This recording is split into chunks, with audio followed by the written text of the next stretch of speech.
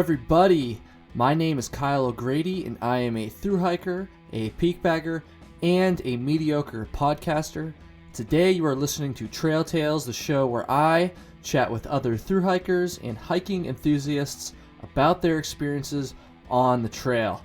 Now, today we have an epic episode. That's right, it's epic. It's my first episode with a triple crowner. And now, for those of you who do not know what a triple crowner is, it's basically somebody who has hiked the Appalachian Trail, the Pacific Crest Trail, and the Continental Divide Trail. That's right, all three long-distance trails in America for a total of around 8,000 miles.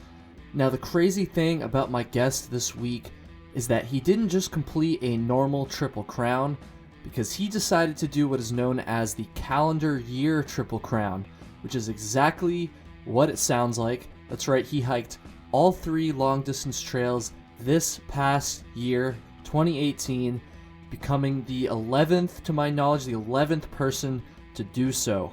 His name is Tyler Lau. He's known as the Hiking Prodigy on social media and on the trail, and I'm just very, very grateful that he was willing to come on the show this week. Not only that, but he actually reached out to me asking to be a guest. I did not contact him first, which is super, super amazing. Tyler, when you hear this, I've already thanked you a bunch of times, but I'm going to do it one more time. Thank you so much for sharing your story. I believe this is the first medium that he has done an interview on as well, which is cool. And Tyler, just thank you very, very much. Rather than asking a bunch of specific questions, we pretty much just went through Tyler's entire Triple Crown hike, trying to just cram in as many details as possible. Because of that, the episode ran a little bit longer than normal, but I encourage you to listen to the whole thing because I just think it's really, really good stuff. I asked him a lot about his mindset as he was just, pounding out the miles, because honestly, it just really blows my mind that somebody can have the determination to hike 8,000 miles in 1 year. He talks all about that, and of course goes into great detail about some of his favorite spots, sections of the CDT and the PCT. It was great to hear about that because I'm really not super familiar with those trails compared to the Appalachian Trail. And I don't want to give away too much more right now. Just stay tuned for another minute and we will get into the episode. I've got a feeling that I'm going to have quite a few new listeners hearing this episode, and because of that, I just want to say that if you like what you hear, I encourage you to listen to a few more episodes of the show, maybe subscribe, and connect with me on social media. That's right, you can follow me on Instagram and Twitter at TrailTalesPod. It's where all the cool kids are going these days. And if you are not a cool kid and you are a little more old-fashioned, that's okay. You can email me, trailtalespod@gmail.com. If you haven't figured this out already by hearing this introduction, I'm a total amateur, so I'd love to hear your feedback, good and bad. And of course, I'd love to hear some suggestions for future guests and trails you'd like me to cover on the show. Alright, I usually go into a rant about asking people to review the show on iTunes and all this and that, but this episode is already long enough, so screw it, let's just get into it. My conversation with Tyler Lau, the Hiking Prodigy, PCT, CDT, and AT class of 2018. God, that's nuts.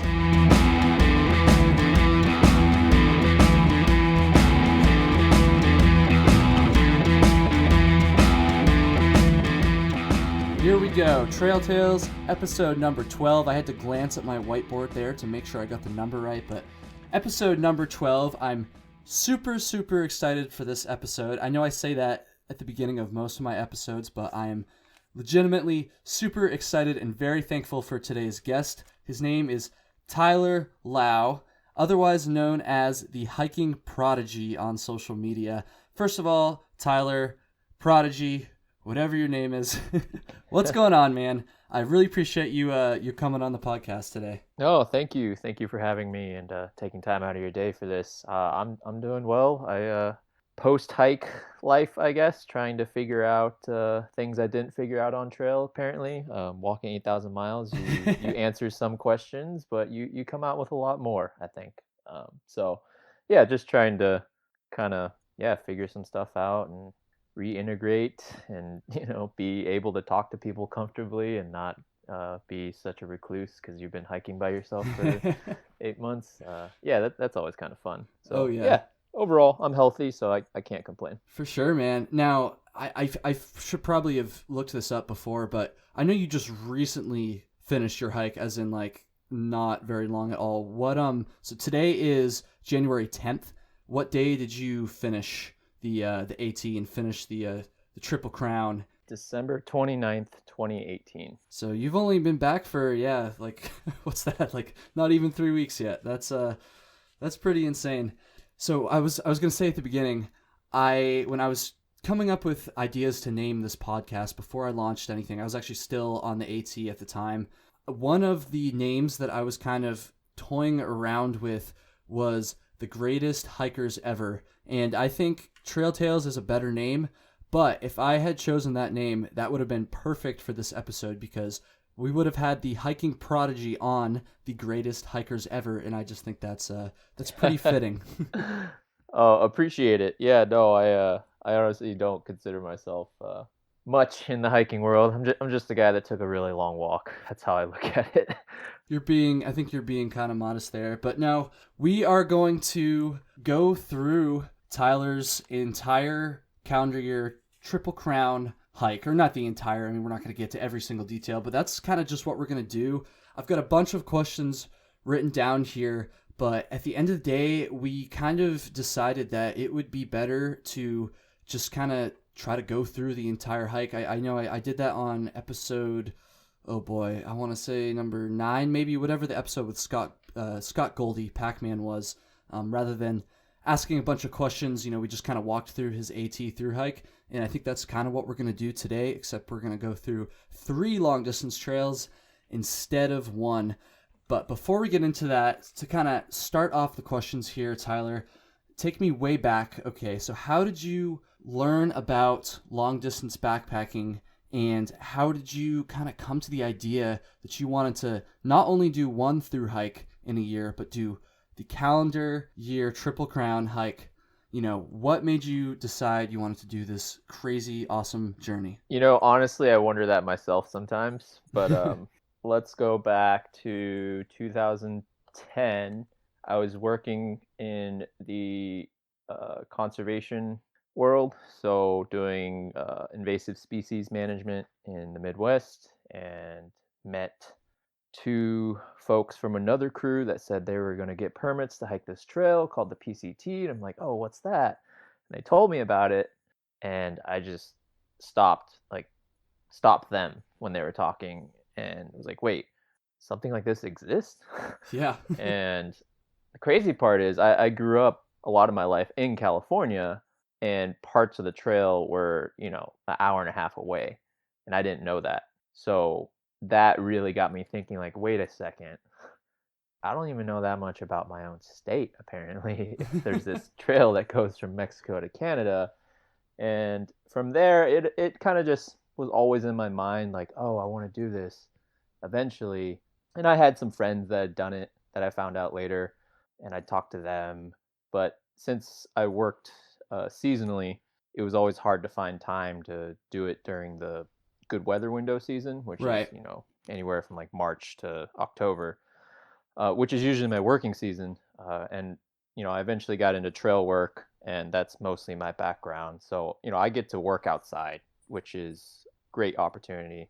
And yeah, one year, it was actually 2016. I was sitting down at a goodbye brunch for my roommate, actually, and I stopped everybody from talking. I'm like, hey, Evan, I know this is about you. I just want to let everybody know I just decided I'm going to go hike the PCT this year. Let me steal the thunder for a second. Yeah, for literally, I was just like, you guys need to shush for a second. Like, I just need to get this out. It'd been building, and I just decided, yeah, I'm not going to work that year. I want to go hike. And yeah, 2016 was the first year I successfully had a through hike of the Pacific Crest Trail. And coincidentally, on what I think it was either my 5th or 6th day, I met a guy named Legend. And at that point in 2016, he was trying to become the 5th person to ever do a calendar year Triple Crown. So just picture me 5th day, I'm maybe getting to like mile, or actually it was probably like day 7. Okay. And I was getting towards mile 150 on the PCT, and this guy comes up. I meet him at a cache. We start talking, and I'm just on my first through hike, and I'm trying to enjoy everything, soak everything in, and this guy just starts telling me about what he's doing. And like, wait a second, what do you mean you're doing all 3? He's like, yeah, I just finished the AT, and I'm here on the PCT, and I'm gonna go do the CDT after this. I'm like, how many miles a day are you doing? He's like 35-ish. Something ridiculous. I kind of kept in touch with him a little bit because after that, I didn't really see him again past Idlewild on the PCT, but I started following him on social media, and I keep tabs on him. He ended up finishing the PCT, I think, in like 78 days or something. Okay. Wow. So like a month before I did, and I was just like, whoa, crazy. Pretty unreal. And I finished my hike and was, going through the ebbs and flows of post-hike mini depressions and like, what do I do after this? Like, do I just want to keep hiking? And I ended up working for the Pacific Crest Trail Association in 2017. Okay. So it was my way of giving back to the trail that gave me so much, but also since my background was in trail work, it was a good way to put my skill set to use. And I was also able to help a lot of hikers along the way because they would pass through our work sites and I would chat with them like, oh yeah, I hiked last year. Here's a few tips for like where to go. And I realized I missed that community. Like working on the trail is great, but hiking every day for months on end, it's just a different feeling, as having finished the AT. It's really hard to describe, and I missed it, but I wasn't sure if I was gonna do another hike. And it wasn't until, oh gosh, I gotta get my year straight because it's 2019 now. It was the beginning of 2018, probably February. I decided I was gonna go back to community college, get some courses done because I thought about a career change into nursing, but I needed to do a lot of prereqs. I took 2 days of classes and just realized something wasn't right. And I ended up talking to some friends who I met on the PCT who actually named me the Prodigy and gave me my trail name. And their names are Graduate and T-Rex. Okay. And they had just finished the CDT that year before. So they'd finished in October, November 2017.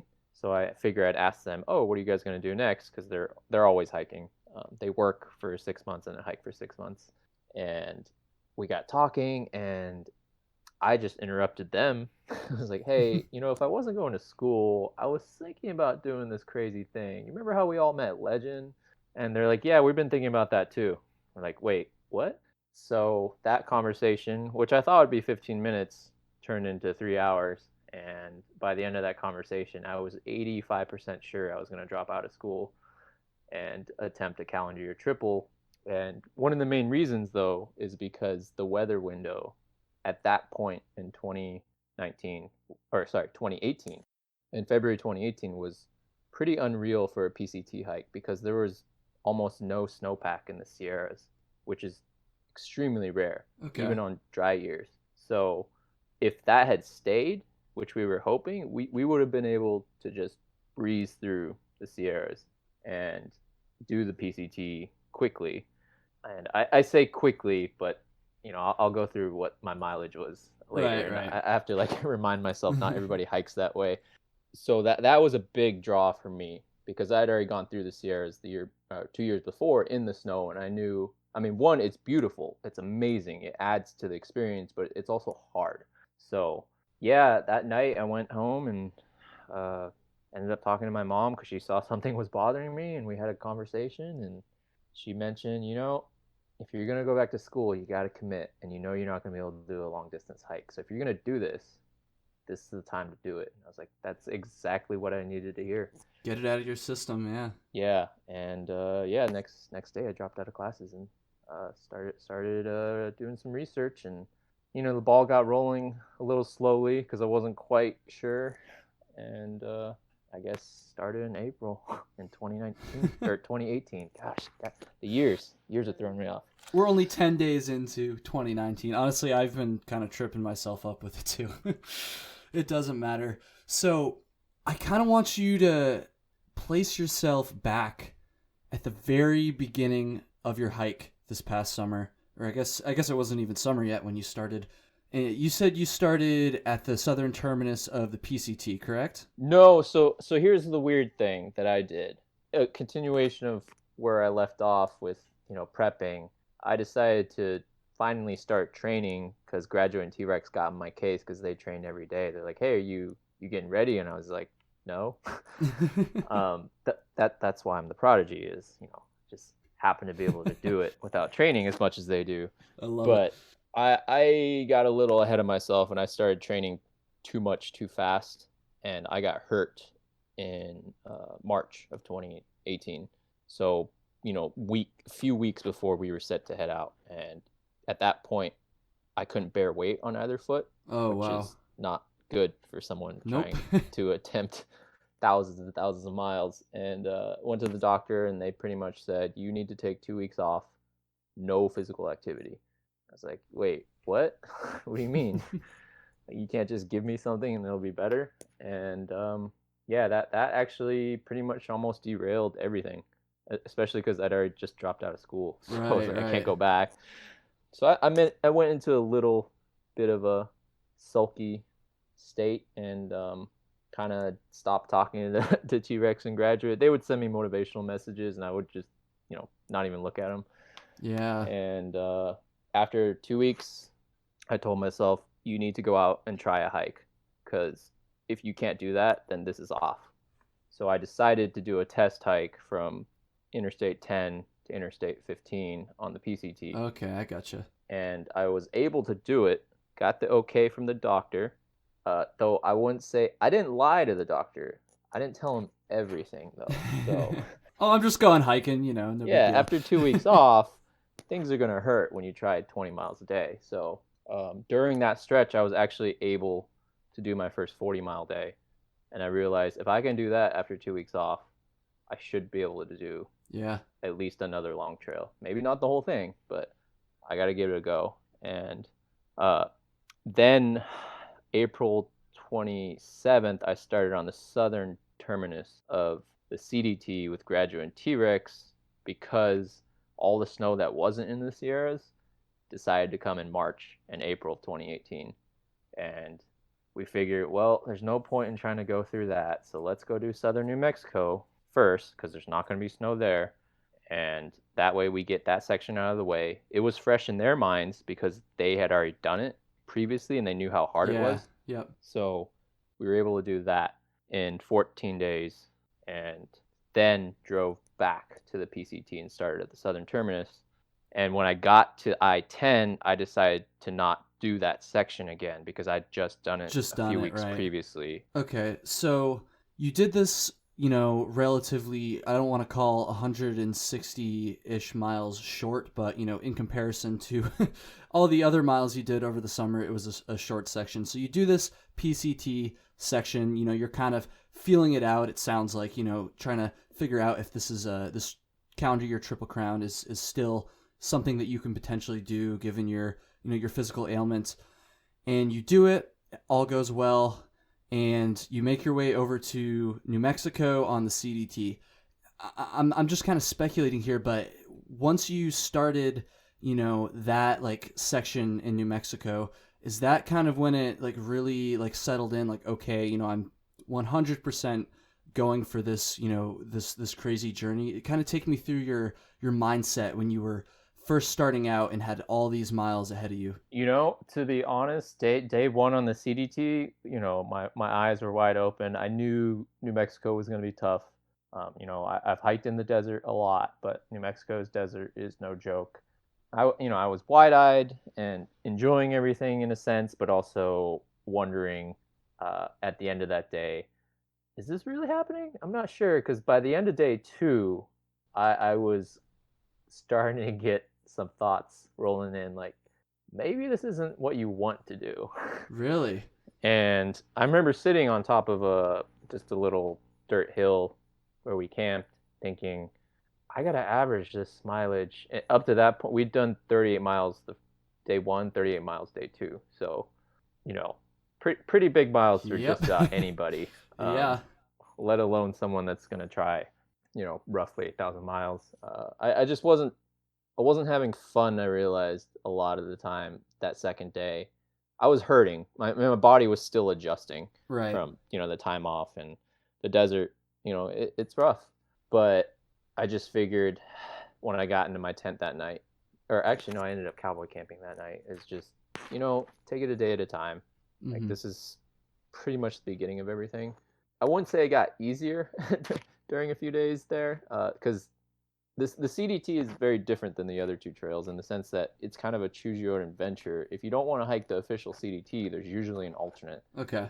and it is very dry on the southern section of the CDT. So if it wasn't for the CDTC bringing water caches out the first 80 miles, and if it wasn't for cows and cow troughs, there really wouldn't be any water anywhere on the trail. So yeah, the third day we ended up doing a road walk, which ended up turning to be 46 miles. That does not sound fun. Yeah, it was a 46-mile water carry. So I had 4 liters. We started at night, so that helped in the sense that I wasn't like needing to pound water. But I also realized I need to be very smart with my water. Yeah. And I could only carry 4 liters. So, as you know, water is heavy. But, folks that hike the AT, once they switch over to like the West Coast trails, you start to learn that water is heavy and you don't get water every 6 miles. Yeah, that's honestly a foreign concept to me because I've mostly just hiked on the East Coast, so that's something I'm gonna have to learn when I go out to do the PCT one of these days for sure. Yeah, it's not the horror stories that people give you, but what we were trying to do, we had to make a few decisions to make things efficient. So at that point, I wasn't willing to carry 8 liters of water. So yeah, I guess my mindset was, I can't lie. Feel like every day almost there was at least one point where that little guy on your shoulder was like, "Hey, Yeah. maybe you're done."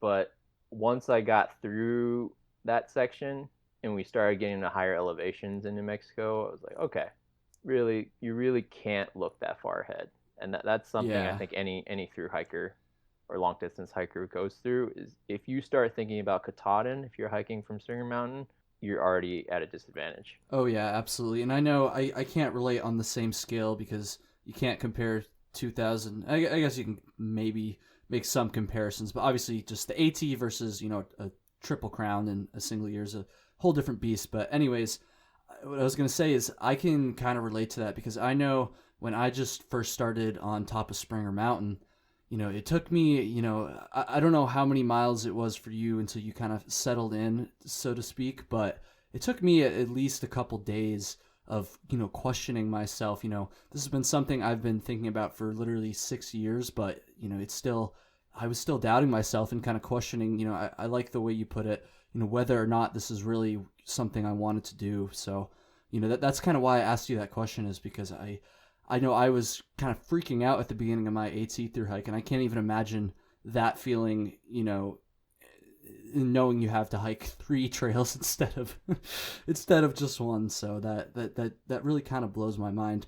I guess on that note, about how many miles in and where were you when you kind of started to, I guess, settle in is the word I used a minute ago there. To be honest, once I left the CDT and back on the PCT, I felt so much better.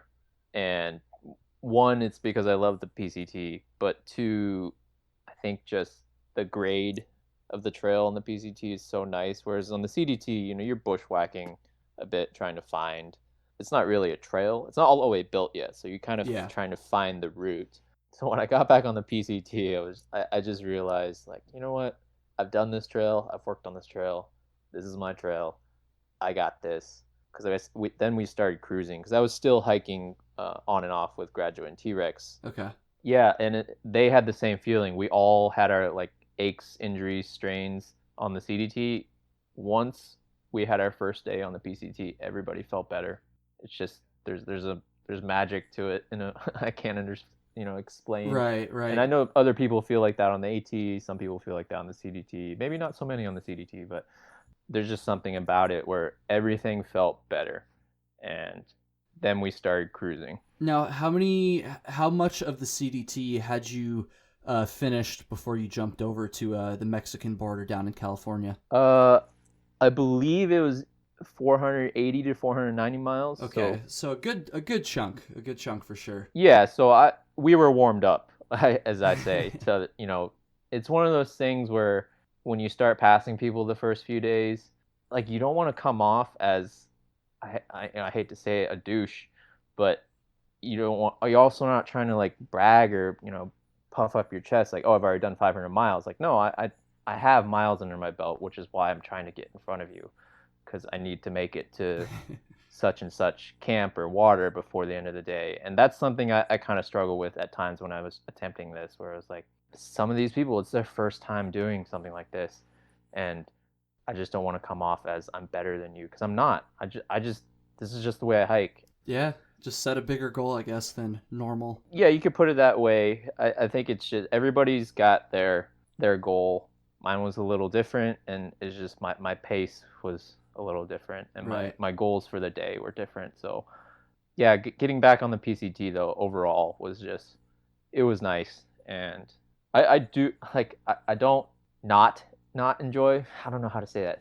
I do enjoy talking to people. It was just hard when you're trying to do 40 miles. Oh yeah, I can. I mean, I can't relate to hiking 40 miles, but just from doing the AT, I can kind of relate to that as well. Sometimes, I mean, when you live on the trail for a certain amount of time, it's just like real life. There's sometimes you have days where you feel like talking to people, and sometimes, like me today at work, for instance, you just don't want to. You just kind of want to grind and do what you have to do, and go to bed at the end of the day. So I can kind of understand you there. Now, so you did the PCT all the way through, except for that 160-mile section that you had done before. But other than that, Mexico to Canada straight up. Why don't you kind of talk about that part of your adventure a little bit? What were some of the highs? What were some of the lows? Just kind of take me north up the PCT. Oh man, I don't want to ruin it for anybody listening who hasn't hiked the trail, but the first 700 miles is desert, high desert, and I really enjoy the desert. I've actually seen more wildlife in the desert than I've seen in any other ecosystem on the trail. Interesting. Yeah, people still don't believe me. I'm like, well, stay up at night and you'll see. So, yeah, cruising the beginning of the trail. Um, and there's a disclaimer: the desert is not flat. There are lots of ups and downs and several large mountain ranges you have to go over. But some of the most beautiful parts of the trail, I think, like getting into Idlewild, which is forget the exact mileage, somewhere around mile like 180, and that's like your first big climb. It's a small mountain town and just super hiker friendly.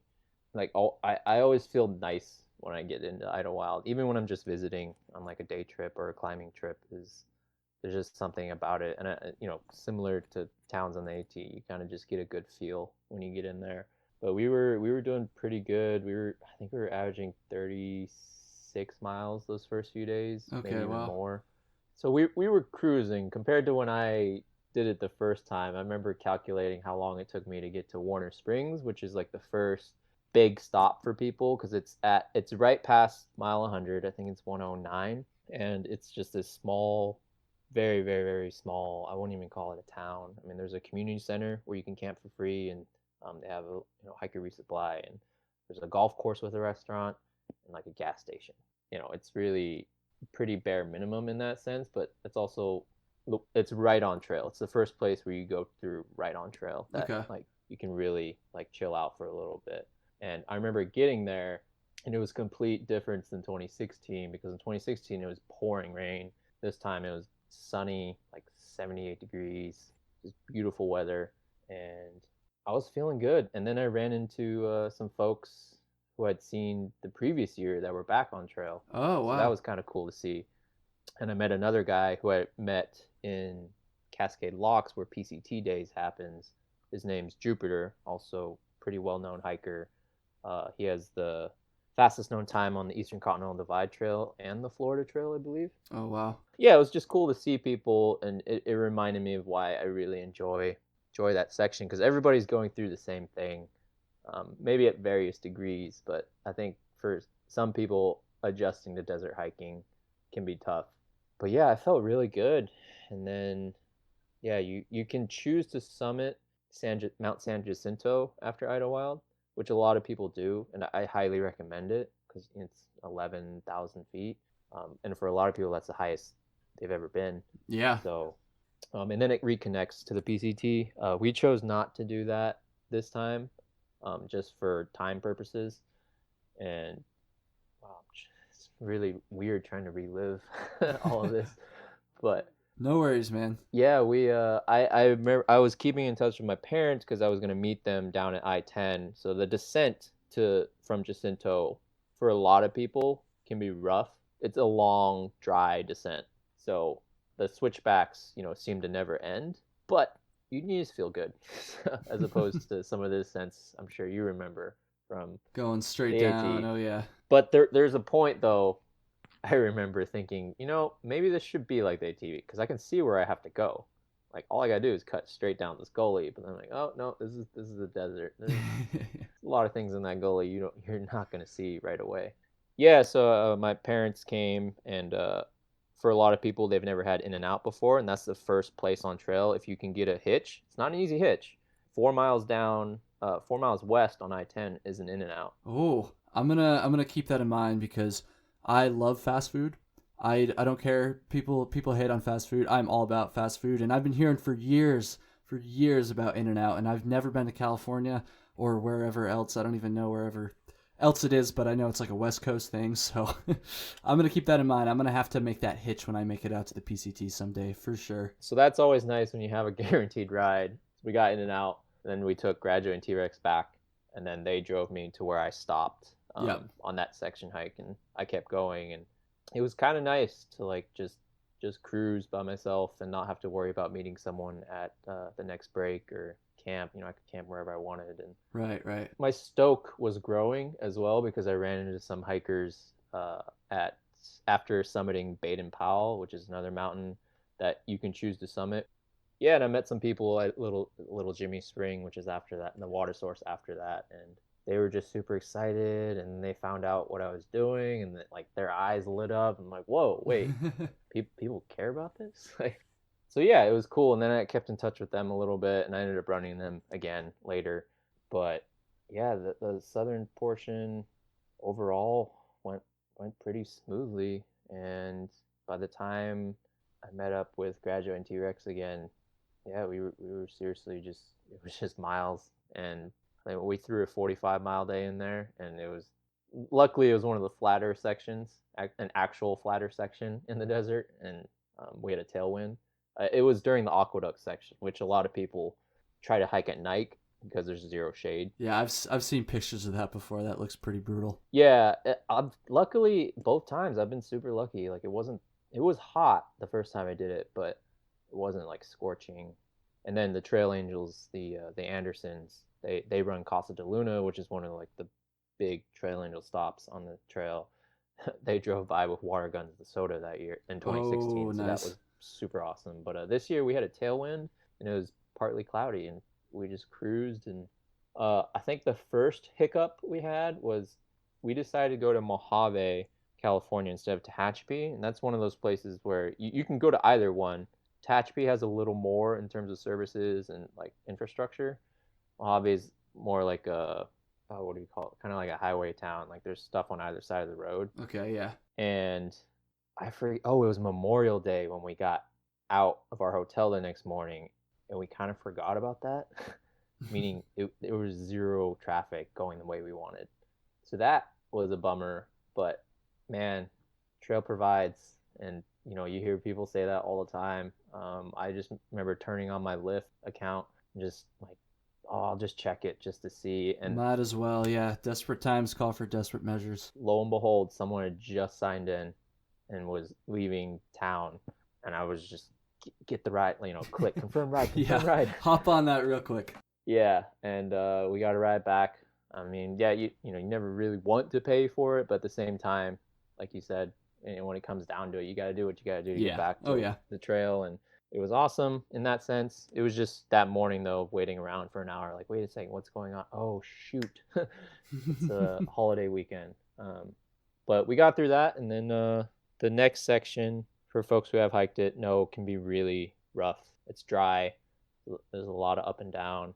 In the last few years, though, there have been more water caches installed by volunteers. One guy, especially, Devilfish, has been coming out year after year from the East Coast and doing it, which is, Oh it blows wow. my mind that he does it because he fills hundreds of gallons up for people. And these roads aren't easy to drive. Like, and I'm pretty sure last time we saw him, he was driving a van. So, yeah, he had the caches up and running, which was amazing. We ran into our first trail angel, Yeti, who's I actually just did a post about him on my Instagram. What a section is this? I think I missed that. So this is from Lander Meadow to Walker Pass, so mile like 608 to 650, and it's I guess from Mojave it's like 558 Okay. to 650. It can break people because you're also walking in sand on some of the uphills, so you're not Ooh. getting a lot of traction. But having done it, I knew what I was up against, so like it didn't bother me. But I could see people stopping on different sections of the hills, like just trying to find any shade in the Joshua trees because that's Yeah. really all that's out there. But yeah, we got through it, and then that section from Walker Pass to Canyon Meadows is also really dry. But at that point, my mindset was get to the Sierras. Like you got to get to the Sierras because that's really what's going to slow us down. That, and if we run into a wildfire, which thank goodness we didn't. But a lot of people have the iconic moment of walking into Canyon Meadows. They go to the country store, and everybody at the porch usually claps when they see people walking in. So it's like the big moment for a lot of people. We decided to go to another place down the road, which has started to compete with the country store, called Grumpy's. That's where we had sent our packs. We switched out packs, and I should say I was using a Palente V2 ultralight pack, but knowing that I had to carry a bear canister, I decided to switch to my Osprey Exos for the Sierras, Okay. just to have a little more capacity. Right, right. So at this point, you're not quite halfway. You're still a little No ways. way. Yeah, but you're still a good chunk in though. I'm over 1,000 miles in by the time I get to Canyon Meadows. Okay, 1,000 miles into the PCT Oh or no, into the calendar year into Triple the Crown. to the Triple Crown. Yeah. Okay. So my mindset still for me, even in my day-to-day lives, is I never try to look too far ahead. I'm just trying to get to the next town or the next state. Which I would highly recommend people adopt that mindset that are doing any sort of long distance backpacking because that's definitely good to kind of stay a little bit more present rather than just constantly thinking about how many miles you have to hike in the future. Yeah, and that's not to say that wasn't challenged a lot towards the end of the hike, Oh yeah, but I'm sure. yeah, so at this point, the Sierras, which can be very tough for anybody, was up ahead, and we decided, because I was still with Graduate and T-Rex, we were going to try to go through the High Sierra section in 7 days, meaning we weren't going to exit any of the points where you can take a side trail down to the valleys. Yeah, we decided to carry 7 days worth of food, which is highly brutal for. I mean, it's, when you're trying to do that many miles a day too, yeah, that's gotta be tough. Yeah, and that's the other thing is our expectations for how fast we were gonna go completely changed because of the snow. We went from like 38 miles to like 25 miles a day, which doesn't sound like a lot to a lot of people, but when you're post holing for 4 hours a day, Yeah. because you're trying to do 2 passes a day, which I don't recommend to anybody.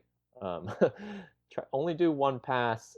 Try to do two if you can get up early, but like once the sun hits the north face, it's yeah, you're gonna be post holing, which is not fun. But you made it through. Yeah. I'm not like terribly familiar with the PCT because I've never hiked out there, but I know that this, making it to and through the Sierra, I feel like it's got to be like a pretty big milestone, I guess, on your through hike.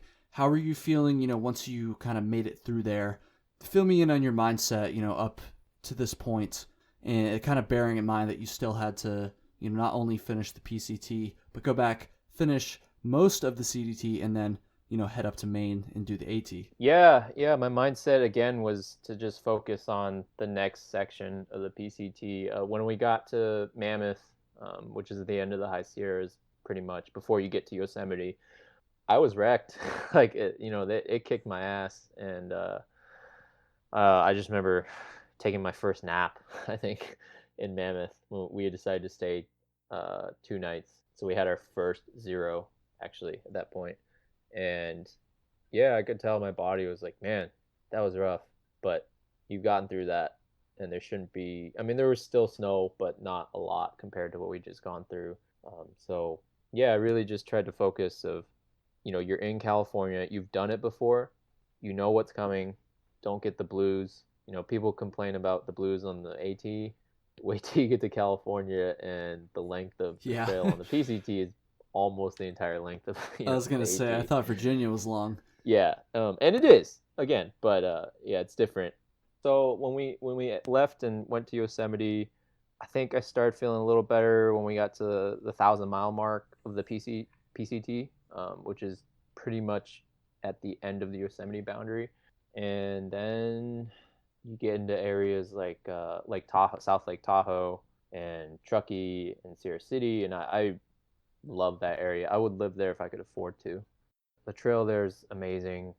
The alpine lakes you run across, like every 200 feet, it feels like you just want to stop.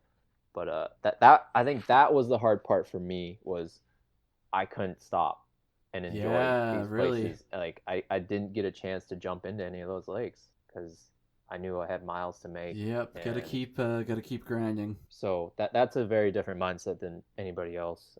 And again, I don't recommend my style of hiking for this hike for anybody, unless they're going to try a calendar year. Maybe think about it, but not the way you should hike. But it is a hike your own hike mentality. So you got to do what works for you. And unfortunately, I would say that worked for me.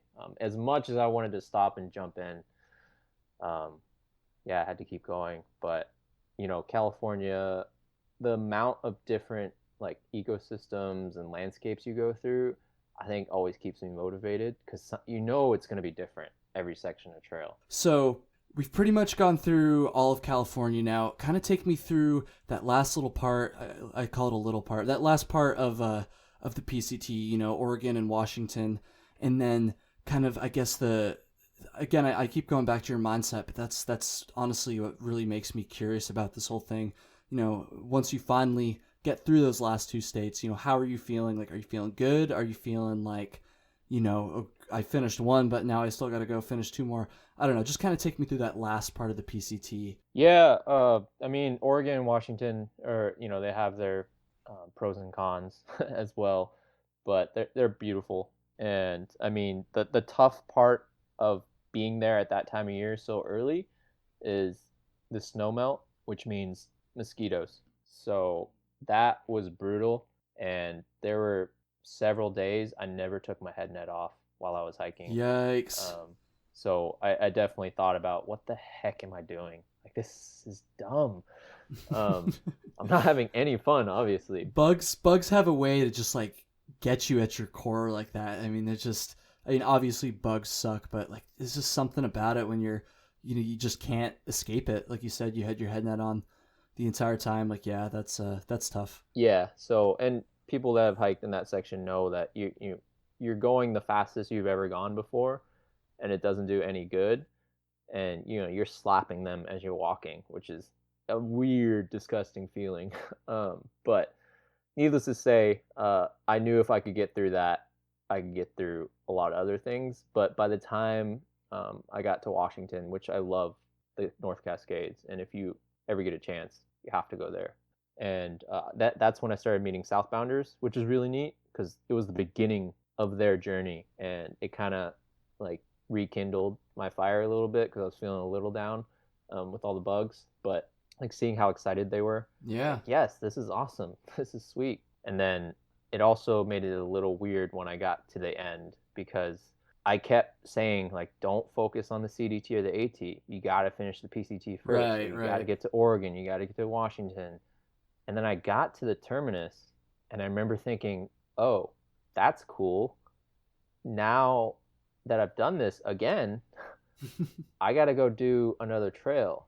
So I didn't really get to enjoy the moment as much as I thought I would, Yeah, which is that a makes sense. very weird feeling because the first time I finished, it was like, oh my gosh, that's the terminus. Right. That's what I've been aiming for the last few months. This time it was, I've been aiming for that. And this is sweet because they'd actually just installed the new terminus, the new monument, sorry, at the terminus. So it Yep. was really cool seeing it, but I just knew, like, okay, one down, two to go. So very odd, but still enjoyable, just not as much as I would have liked to. Just like, oh, I can stay here for a few minutes, but now we got to get to Manning Park Yeah. and then figure out a ride. I feel like it would be pretty tough to kind of anticipate how finishing like a third, roughly, I guess it was a little bit more than a third or whatever of the hike would feel before you actually, get there. Now, you're done the PCT. First of all, actually, just real quick, I'm kind of curious, and I'm sure a lot of other people have asked you this before.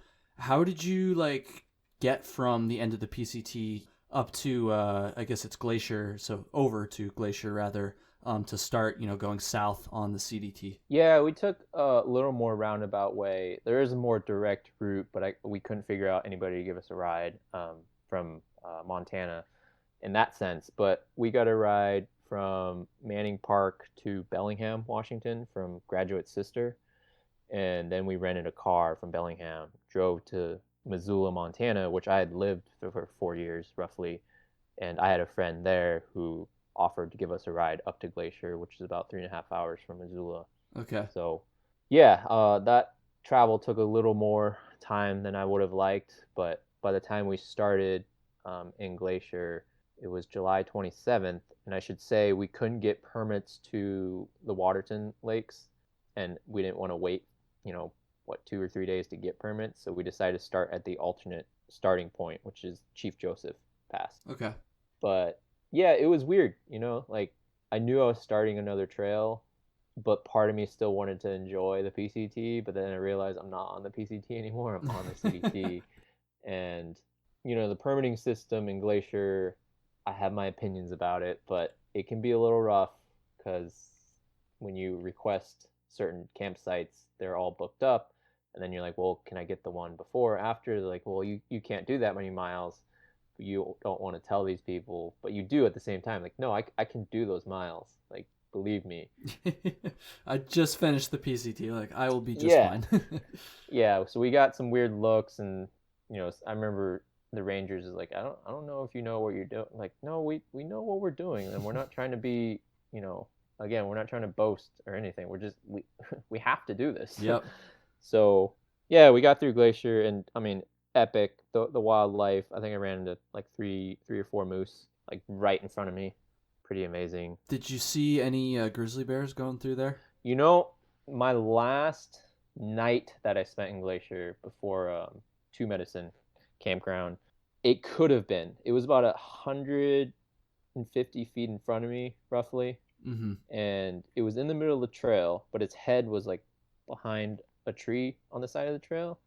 It was a big bear. I just couldn't tell because I remember I was kind of singing to myself as I was walking, and I looked up. It's like, whoa, that's the big bear. So you have to have bear spray in Glacier. So I immediately went to my bear spray, grabbed it, and then I started yelling and clapping, "Hey bear, whoa bear!"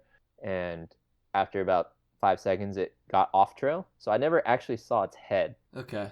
So I can't say for sure. So you said they require you to carry bear spray in Glacier now? Because I went in August of 2017, and I did carry it because I was a paranoid East Coaster. But I remember seeing a lot of people that were not carrying it. Did you say it was a requirement now? I believe if you're staying in the campsites, if you're just day hiking, I don't think people carry it, though they should.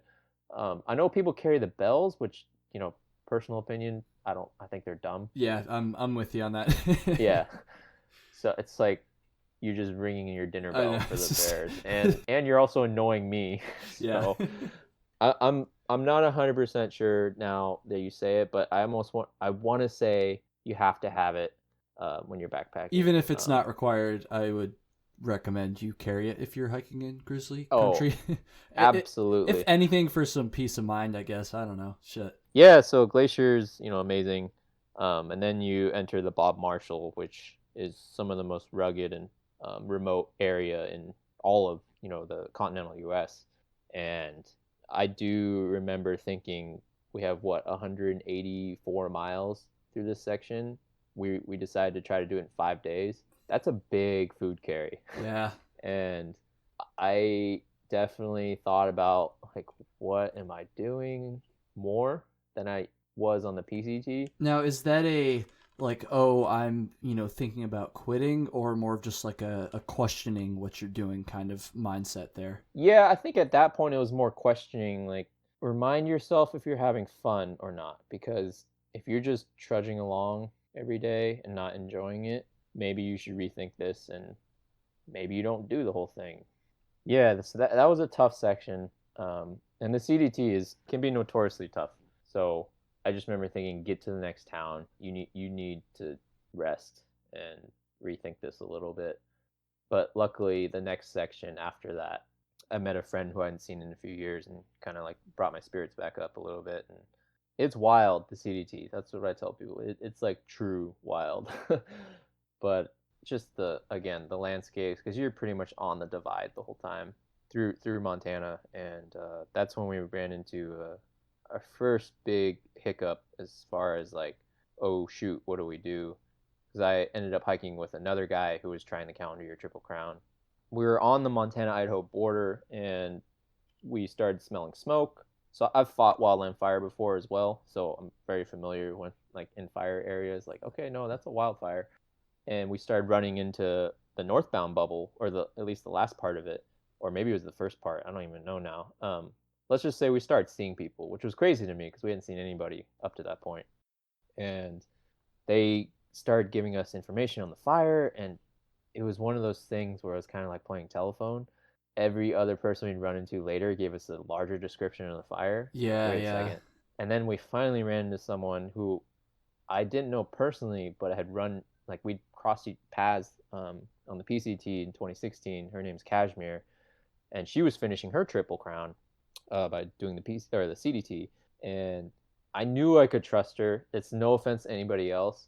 Like, I knew she knew what she was talking about, but she told us a cold front was moving in. So if you know anything about cold fronts, high winds.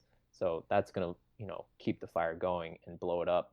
And at that point, we had to make a decision. Like, do we keep going on the trail where it's going to be closed, but you don't know how much further, or do you exit a Forest Service road and just hope you can get to a town?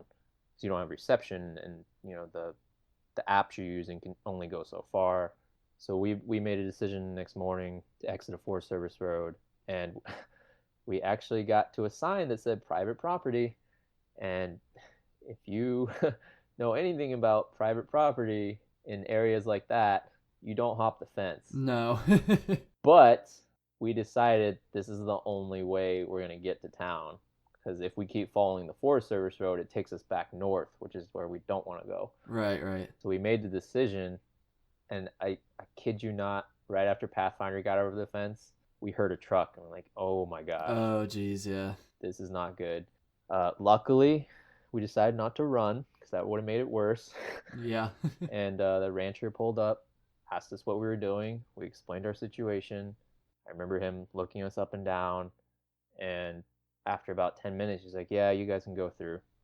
We walked through like 10 miles of cattle ranch until we got to the highway.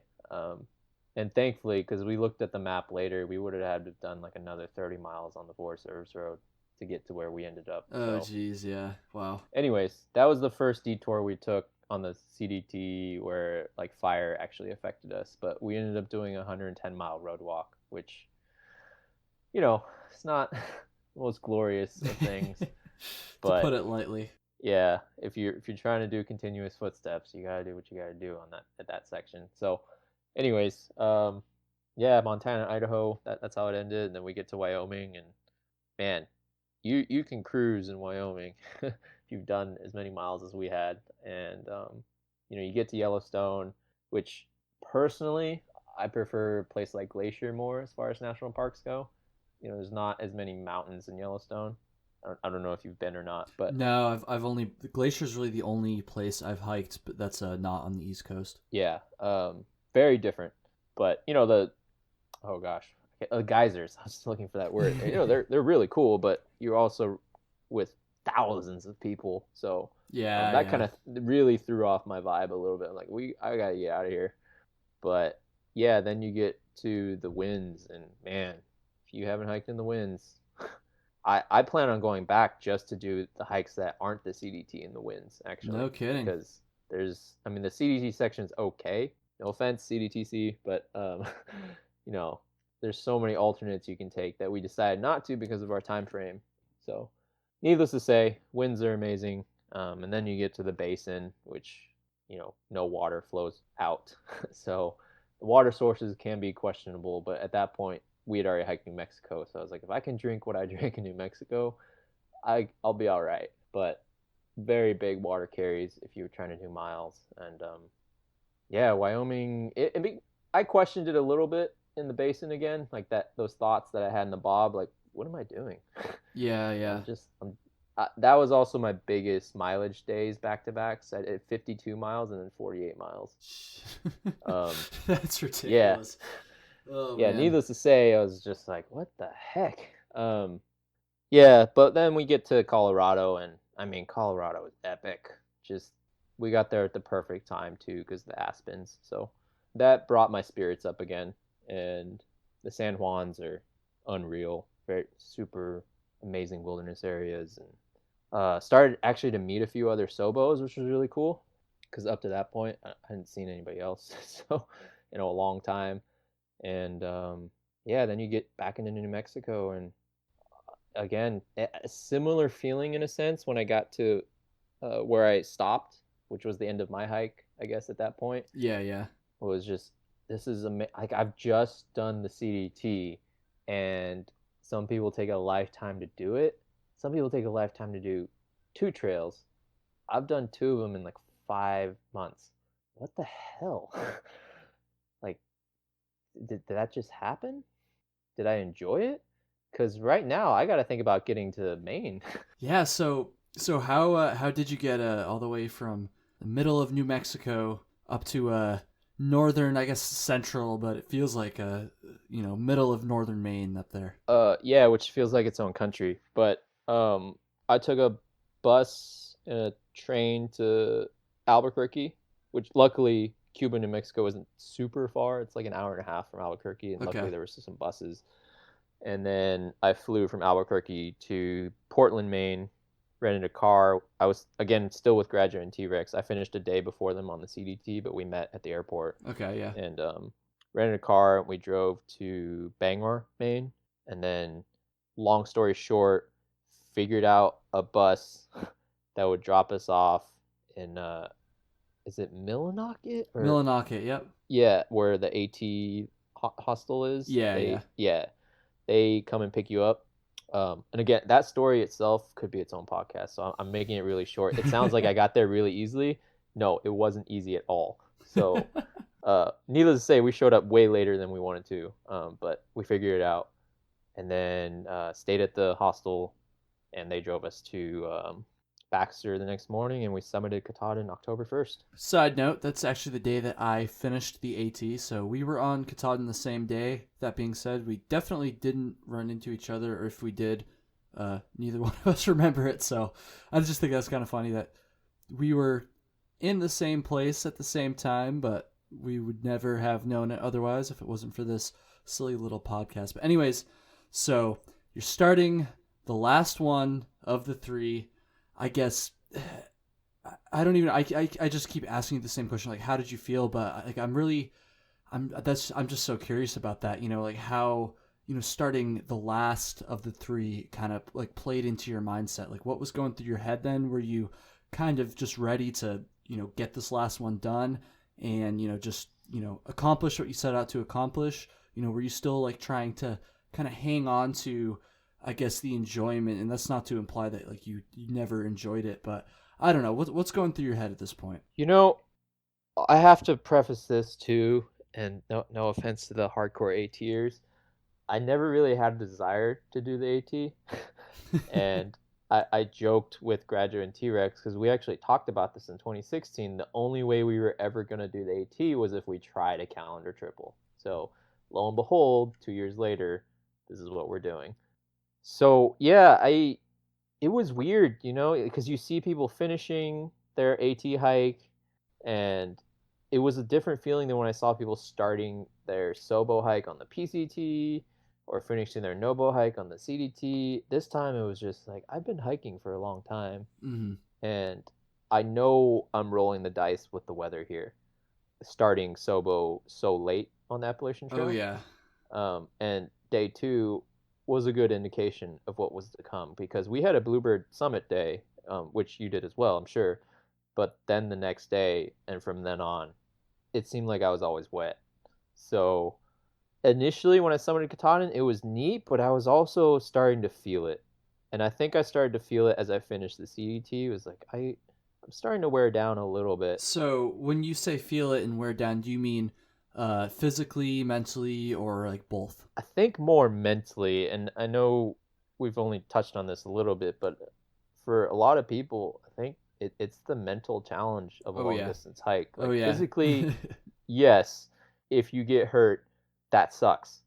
But if you can do those first, a few hundred miles, you should be all right.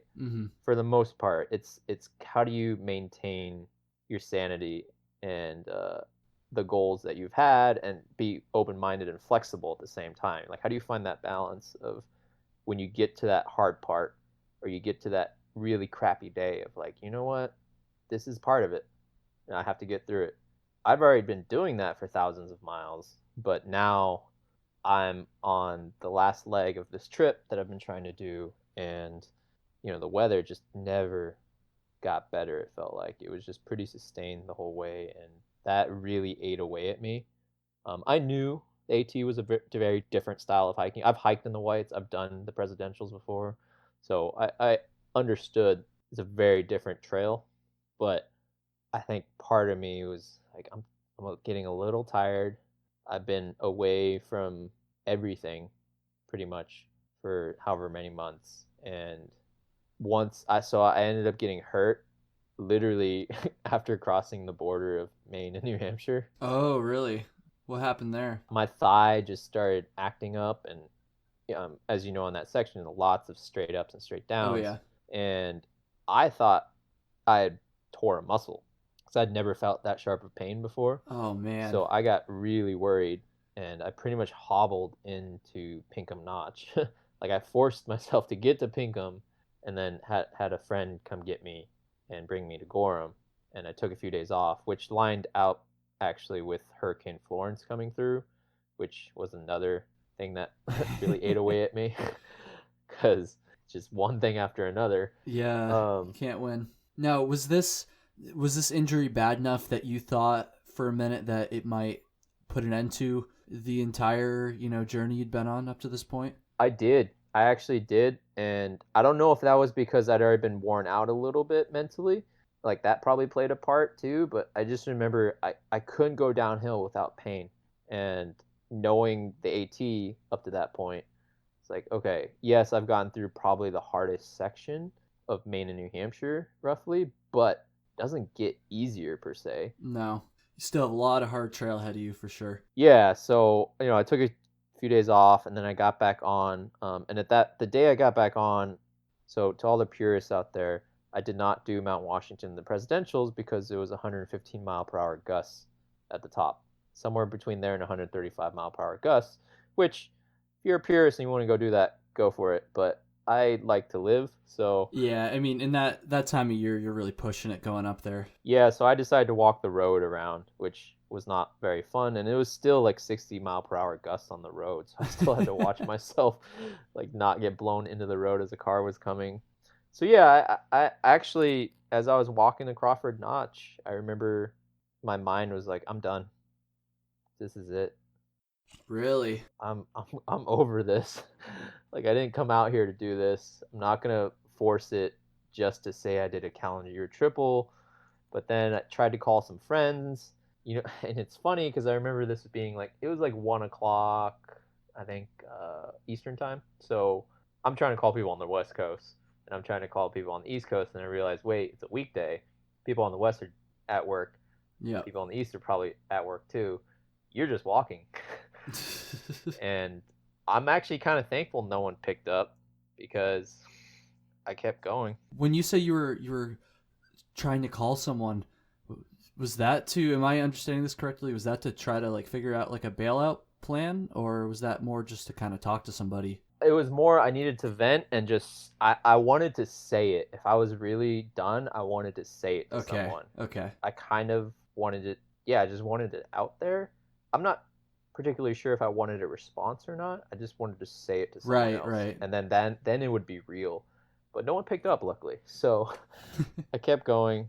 Then I took a few more days off and rested up. How was the injury at this point? It was nagging, but it wasn't sharp pain. Obviously, I was walking the road at that point, so it wasn't like straight up or straight down. But and then after another good rest, I got back on trail, and it was better. So, and I was in touch with a friend who's a physical therapist. I was in touch with a friend who's a doctor.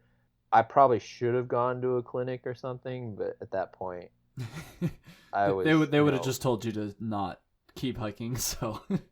Yeah, or stop. So, given my experience at the start of this, when I couldn't bear weight on either foot, I was like, wait, you don't want that to happen because if you take 2 weeks off, you're done. Oh yeah. Needless to say, man, that the AT just this year, which I learned when I talked to the ATC when I got to Harper's Ferry. I guess I'm not trying to like fast forward, but they said it's the wettest year on record in 2018.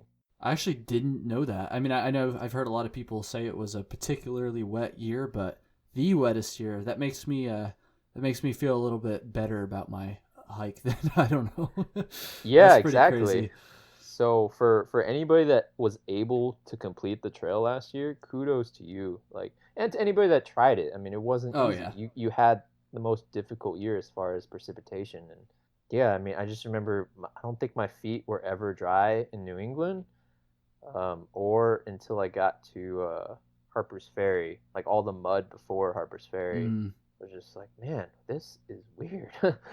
And then I talked to the ATC, and they're like, yep, wettest year on record by at least 25% across the board. That's crazy. So it made me feel a little better. It was just one of those moments like, of course, why wouldn't it happen as I'm trying to do something like this? Yeah, but thankfully, man, the support of friends that I eventually found out lived in like New England or like in Virginia and places along the trail, if it wasn't for their support and like coming out, I think I would have been done. Because it grew on me when the first snowstorm hit in Pennsylvania, and I was trudging through like calf high snow, just like, what the heck am I doing? Like I already did this out west. But at that point I was hiking by myself, like completely by myself. I was gonna say there probably wasn't many people out on the AT that time of year, so no. And then I ended up getting into Boiling Springs, Pennsylvania, I believe. And it was the first day of hunting season, and I didn't know that. So I didn't have any orange. But luckily I bought an orange beanie. Sorry, I should rephrase that. I got into wherever it was before Boiling Springs that I didn't have any orange. By the time I got to Boiling Springs, after getting yelled at by a hunter, I bought an orange beanie. So I was going to say, because most of the AT through Pennsylvania, I believe, goes through the, what do they call it, the state game lands there. Yeah, and I didn't realize that until I looked at the map. I remember seeing a lot of signs about it and stuff when I was going through, which was not in hunting season, clearly, but yeah, you gotta be careful of that for sure. Needless to say, it wore me down, and I again considered stopping. Sounds like the AT was the one that was kind of giving you the most trouble out of all these, at least the first part of the trail there, the first part of the AT. Yeah, and actually the second part too, to be honest. Okay, let's get into that then. So you make it to Harper's Ferry. Now that's for someone who's just doing a straight up AT through hike. That's a huge milestone. I guess how were you feeling when you made it there? Knowing, okay, I only got the second half of the last trail left. What's going through your head there? I'm tired, but it gave me a little bit of rejuvenation because I also bet 3 folks. I forget the names, but they finished because they flip-flopped. They finished at Harper's Ferry that day, and I saw them as they finished, so it was really neat to see them and like how stoked they were. Yeah. Like, I want that feeling. I want to be done. You're damn close at this point, at least compared to how far you had to go at the start. It's hard to describe, but I think the weird part too is I was not familiar with the southern portion of the AT, so I didn't really know what was coming up. Whereas I'm very familiar with the PCT. I'm pretty familiar with the CDT, having like lived in Montana.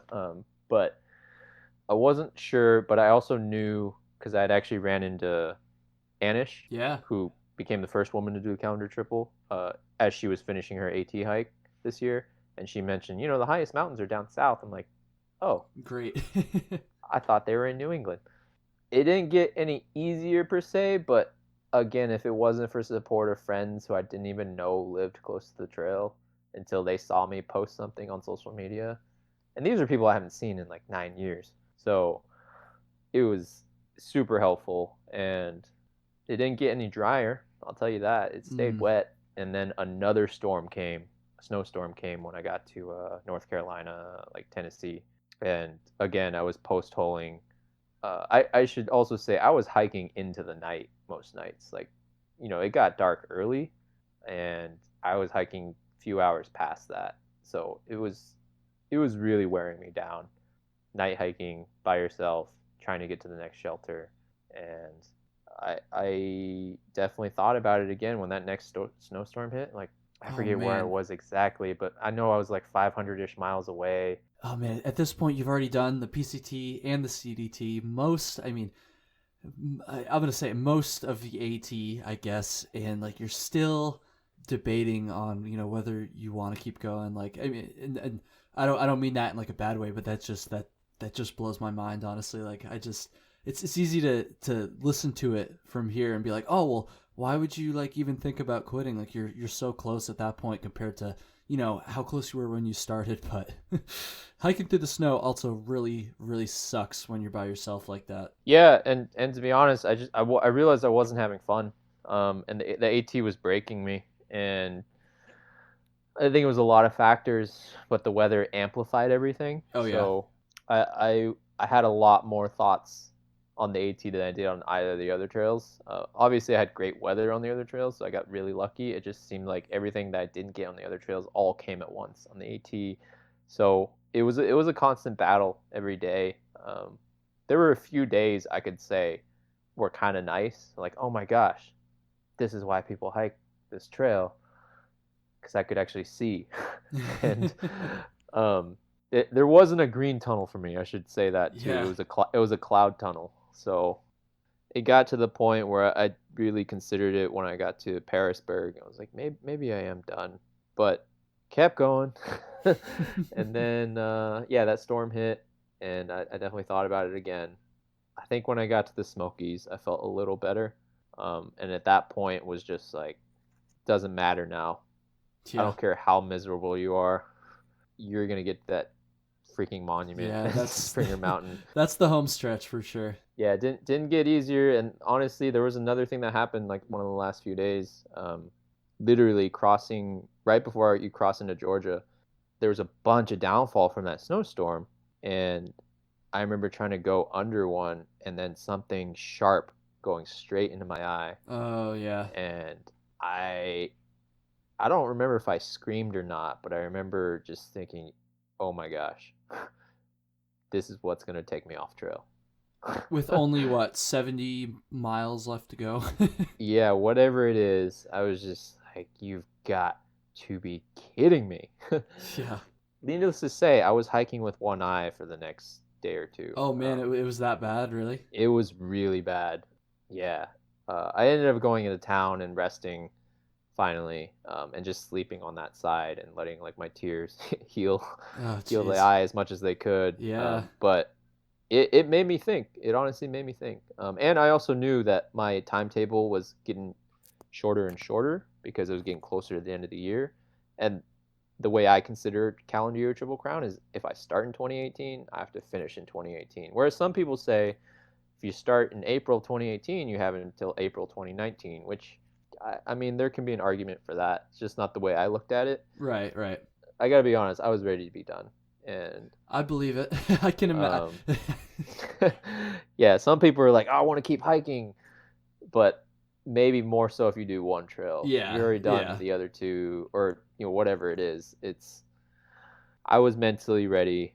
I physically probably could have kept going, but mentally and spiritually, I think I'd had enough, Hmm. and was gonna get as much as I could. I've squeezed the last drop out of the AT as I could, and there wasn't a lot to begin with for me, so that made it a little tougher. But I thought I would have a lot more emotion when I got to the finish. I thought I was gonna bawl and just break down, but I didn't. Really? um, yeah, I had a friend, Kashmir, who I met on the CDT, happens to live in Georgia. She came out to see me at the top, and I just remember stopping about 200 yards before the finish, kind of like where that first shelter is, Yep, yep. and just I stopped, and I remember recording myself like, I don't know how to feel right now. I know I'm like a hop, skip, jump away from Springer Mountain, Hmm. and I kind of have to stop to soak this in because I really don't know how to feel right now. Like I wanted to cry. I wanted to. I I had actually been thinking about it a few days before, like all the emotion that had been built up. Yeah. And I actually stopped myself as I was hiking because I pictured myself on Springer Mountain, which is something I was trying not to do because I was like, I gotta get to the next shelter. But there was moments where I'd picture Springer Mountain and my eyes would start filling up. I'm like, no, no, you're not there yet. And then I get there and it doesn't really happen. Like I could feel some tears trying to form, but I don't know if it was because there were other people up there or what. It was surreal just to yeah, to see it. Like this is it. Hmm. This is what I've been working for the last 8, 9 months. And here I am. And that's it. Now I go home. Like, Yeah. Yeah, I didn't even know. I got that question so many times of like, what are you gonna do afterwards? Like, I'm just trying to get to Springer. yeah, really, that's all you've been thinking about all year. It's like, now what?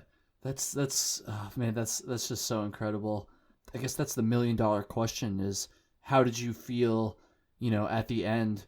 But I mean, that's pretty crazy because I feel like it would just depend person to person, how they would react to something like that. And I feel like your situation is a lot different than somebody who finishes, just a normal, one through hike. I guess how did you feel when you finished the PCT in 2016? You know, it was similar in a sense because I didn't know the monument was coming up.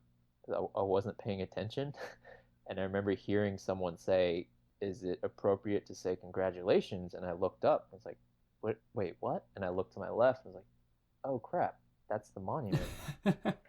That's And it.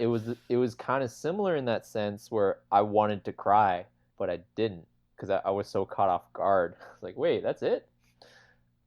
Another thing I didn't explain at the beginning is both times that I've done these hikes, a long distance hike, I've chosen to do a fundraiser for things I'm passionate about. So in 2016, I raised money for two organizations in Montana who I'd volunteered with, and one of them, YWCA, has a program called Guts, Girls Using Their Strengths, and they bring girls, ages 6 to 13, I believe, out on wilderness trips for, leadership skills, self-confidence, team Hmm. building.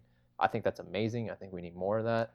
And then another one was Empower Montana, which, holds diversity workshops, which I attended a lot. And I wanted to raise $1 for every mile. So in 2016, I was actually able to raise the amount, $2,700.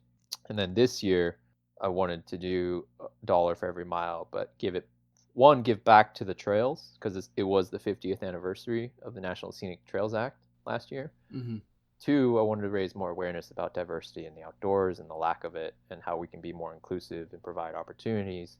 So I'm going to be spreading that money across different organizations. And then 3, my cousin was recovering from a coma, still is. And when I saw him before I started this hike, he couldn't walk or talk. So I wanted to do something. Like I knew I couldn't physically do something there at that moment, but I knew I could do something on this hike. So I think that also kept me going, was just knowing that this hike wasn't just about me. Right, It's right. never been just about me. It's about other people and a bigger picture. So, in those hard times on the AT especially, I just kept thinking, I have the ability to walk. I have the ability to get up every day. And yes, I'm miserable in my current state, but that's 99% better than a lot of people across this world. So, like I chose and had the opportunity to do a long distance hike. And anybody that has that opportunity, I think needs to remind themselves of that on their crappy moments. Because not everybody gets to do something like that, or chooses to, or even knows about it. Right. No, absolutely. I think that's really cool. That was one of the things I was going to ask you about when I had my list of questions. So I'm glad we kind of got to talk about that a little bit at the end. I got to ask, are you still accepting money for the fundraisers? Yes, so it's on my GoFundMe page, 8,000 miles to 8,000 smiles. Okay, I'll put a link to it in the episode show Oh, notes. sweet. Thank you. Yeah, I've left it up because I know I was pretty bad at like trying to get press, or like also really reluctant on social media. I never like, I don't enjoy asking people. So, yes, they are still up. We have reached our goal, which is amazing. So thank you to all the people that have donated. But I might change it, maybe turn it into like $10,000. I mean, if we can get more, but Yeah, might as well. it was the amount of support. Just again, I think I made it in my post. It's like it humbles me to know that people are supportive, and the kindness that you see on trail and around the trails is it's a good reminder that there's still good in this world.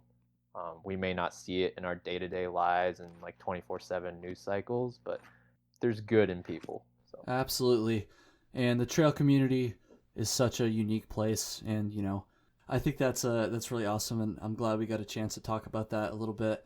That being said, this is by far going to be my longest episode so far, so I kind of want to wrap it up. This was really, really amazing. I'm so glad we got to go into all those details there, and just it's such an amazing accomplishment, and just congrats, dude, and thank you so much for taking the time to come on the podcast. I really, really, really appreciate it. yeah, thank you too. Sorry for the rambling and how long it went. But Sorry for the hopefully, rambling. It's a podcast, man. That's no, dude. That was awesome. You do not need to apologize at all. That was great, and I've got a feeling this episode's gonna do pretty well. So I'm super stoked about that.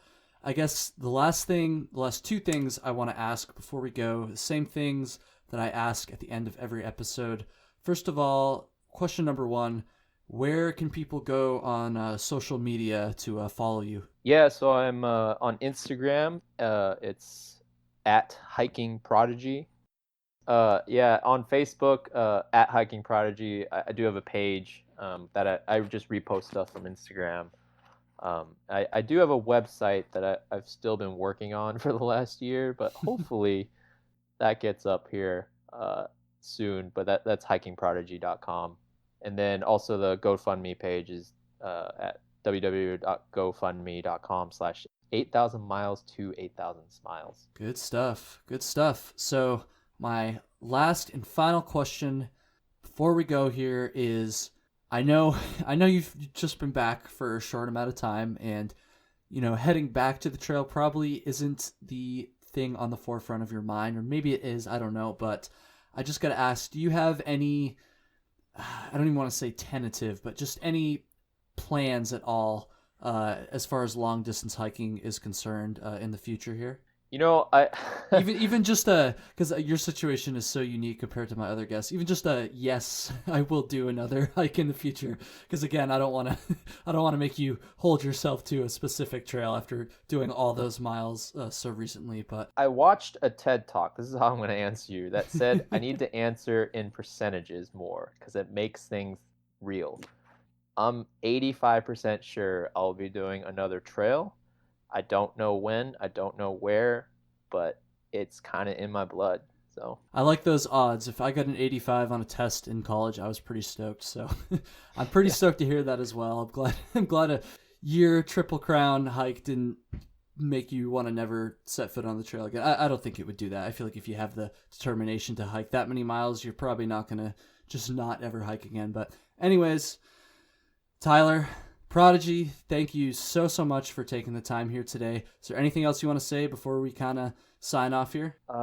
Just give back to the trail if you can, whether it's volunteering with an agency or the ATC or the CDTC, PCTA, whatever trail it is. Volunteer your time, donate, help out. Just I think it's very important that we all be stewards of the trail that provided us experiences of a lifetime.